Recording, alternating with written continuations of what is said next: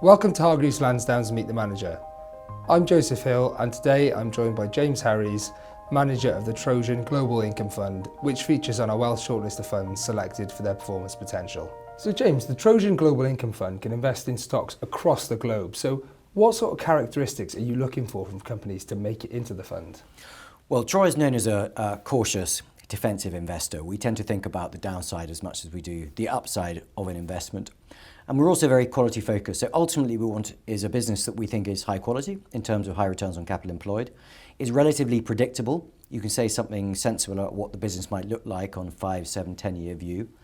And in this fund, we want it to be producing both income and capital growth. So we're looking for all of those attributes when looking for an investment. And how is the fund split regionally, and where are you seeing attractive opportunities at the moment? So we don't really think about regions in the sense that we think much more about where businesses make money in terms of underlying geographical revenue exposure. But actually, ironically enough, at the moment, we're seeing quite a lot of opportunities in the UK.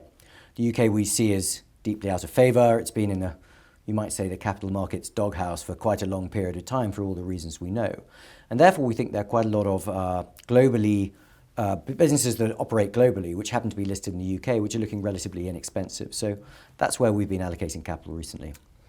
And one sector you invest more than some of your peers in is in consumer staples. So what is it about consumer staples companies that you find attractive?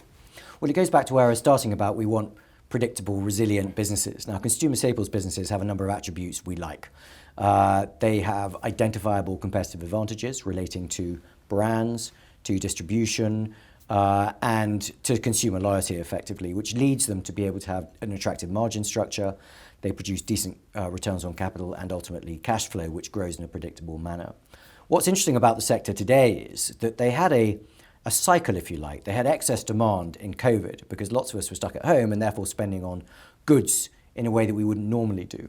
But that's turned into a bit of a mini bust. And therefore, a number of these consumer staple businesses are now trading on really very attractive multiples, having fallen quite a long way from those post-COVID highs. So that's why we have a decent allocation to those businesses in the fund.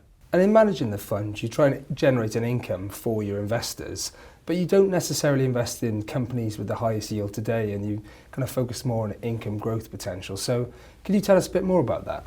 Yeah, so we're trying to produce an optimal balance between income and capital growth. In fact, how we allocate capital in the portfolio is optimizing those three things. If we can increase the quality, and by that I mean returns on capital, or importantly the growth for future dividend growth, without diminishing the income yield, that's how we'll do it.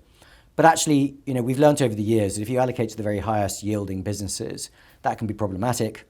They might cut their dividends, they might be over-distributing and therefore be under-investing in their business. And we find, therefore, the balance between a sufficient level of income for our clients to be able to pay their day-to-day bills without dipping into capital, particularly at times of stress, but also growth to give you protection against the future and against inflation is the balance that we're looking for. And thinking back over your career, what investment tip have you picked up along the way that might have been useful to know at the start?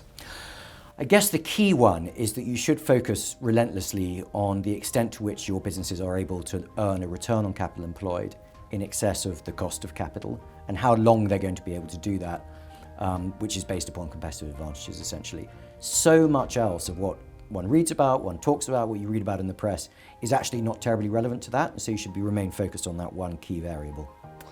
And who would you say has had the biggest influence on you as an investor? Well, I suppose over my career I had a couple of great mentors. There's a chap called Ian Stewart who I worked with for many years who was terrific. I guess from sort of the books I've read and the well-known investors, the two I would pick out would be not terribly original, but Warren Buffett and Phil Fisher. One is the father of kind of quality return on capital investing, the other is the father of quality growth investing. And I think you put those two together and it sums up pretty well how I think about investing. Outside of work, how do you switch off? Well, I spend most of my time helping my wife look after our boys, which is terrific, and I like to do exercise. I find it, I really enjoy it, and I find it kind of calms me down as well.